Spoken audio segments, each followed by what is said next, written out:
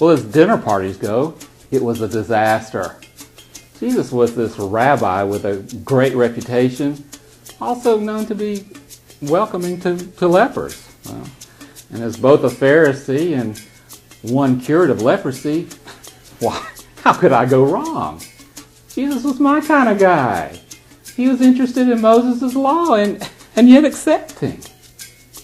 But as it turned out, Jesus was a little too accepting.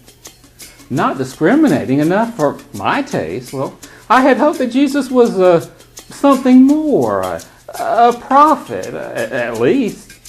Maybe even the one we await. Well, let's face it. For a so-called human teacher, Jesus was rude. Well, I thought inviting Jesus would do each of us some good.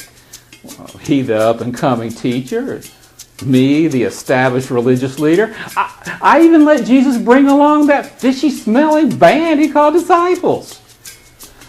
I'm not sure what more could be expected of a host. The dinner started out well enough. Everybody was reclining at the table and, they settled in nicely. And then she arrived. And the way this woman's entrance to our courtyard works, well, you wouldn't exactly say that the woman broke in. She sure barged in where she wasn't needed, where she wasn't wanted. This, other than Jesus and his band, was to be a gathering of the local religious elite. It was a chance to get off to ourselves for a long time. Just the real religious elite, the ones who know how to follow Moses' law to the letter. Well, now, don't get me wrong, I'm no holier than thou sort. I get to the poor. I just don't want the lesser desirable types showing up for dinner. It's just not done.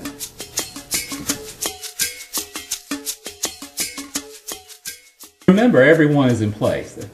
The prayers for bread and the wine are behind us. Time for the meal. And that's when this woman this woman of the city barges in.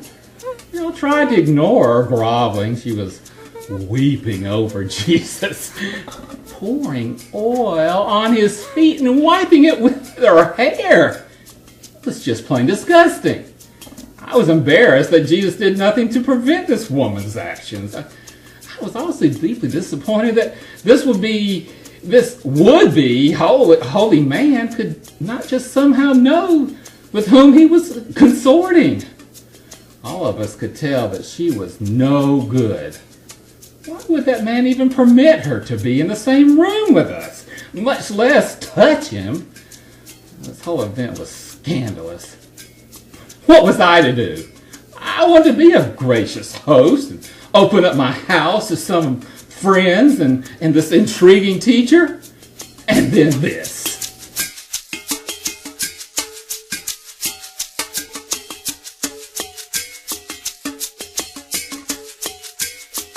Jesus asked to speak and added unspeakable insult to injury. Tell this story of two debtors, one owing 500 denarii and the other 50. Neither of them can repay their debt, and the creditor forgives both debts. Now Jesus asked, which one loves the overly kind creditor more? Well, anyone could see that it was the man who owned 500 denarii.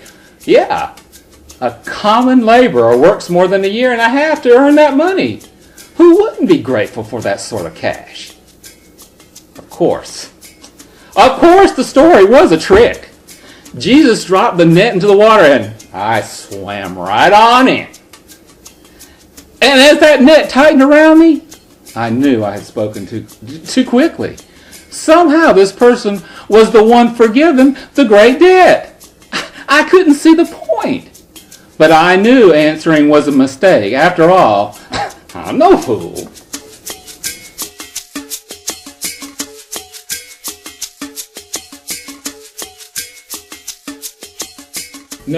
No. Jesus couldn't just have his little story.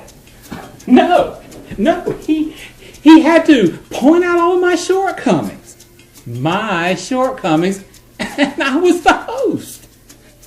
You know, Jesus pointed out to everyone that I hadn't welcomed him with respect, or that I didn't wash his feet, or give him the kiss of peace. Of course, I just let the rebel rabbi and his dusty old disciples file in and sit down. What did he expect? Really? Well, I'm the man with the nice house and the servant with the fine clothes. And why grovel to this would-be prophet from Galilee? No one gets anything for nothing. Earn my respect and I'll give it to you. I offered the meal. Did he demand the royal treatment as well? Well, too bad. Considering how things went, I'm glad.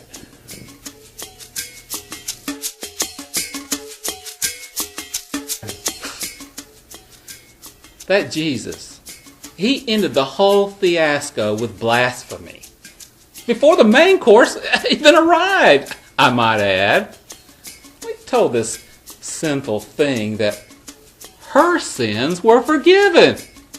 Forgiven? Her? He released her and let her go.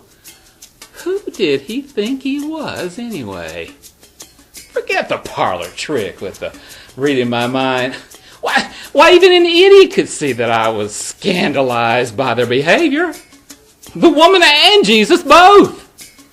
Well, I'd hoped Jesus might be accepting enough to dine with me. Some still do call me Simon the leper. And I have trouble getting away from the stigma of that disease. But acceptance can go too far, and this woman went way too far. Who did this Jesus think he was anyway? Why, only God can forgive sins. The audacity was astounding. But the thing that really sticks in my mind about this whole disastrous evening was Jesus' parting shot. You know, I probably could have laughed it all off, but then he said those final words, "Your faith has saved you. Go in peace."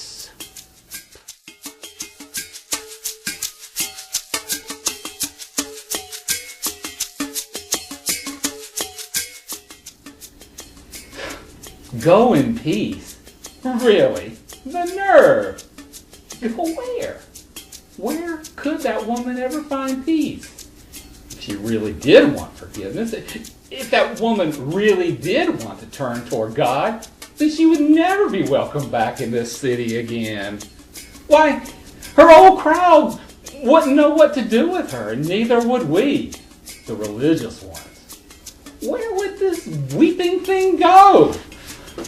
Who would offer her peace except for that gaggle of Galileans? Jesus needs to think all this through. If God's love and forgiveness is for everyone, then there's going to have to be some sort of community to receive those forgiven sinners and the unforgiven ones too.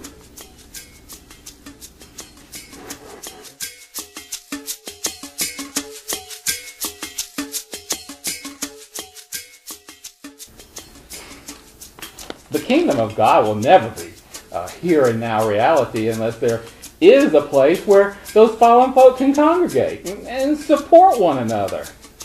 Those forgiven sinners certainly can't come to my house or church or until they have proven themselves, and I suspect that they won't be welcome in yours either.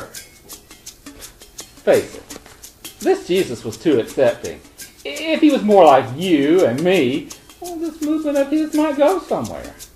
But I promise you, and this is the last time, and I do mean it, the very last time that I let the likes of him at my gate. And I would advise you to steer clear of this irresponsible teaching. Jesus' words sound good at first, but this reckless rabbi would turn the world upside down if anyone actually practices what he preaches.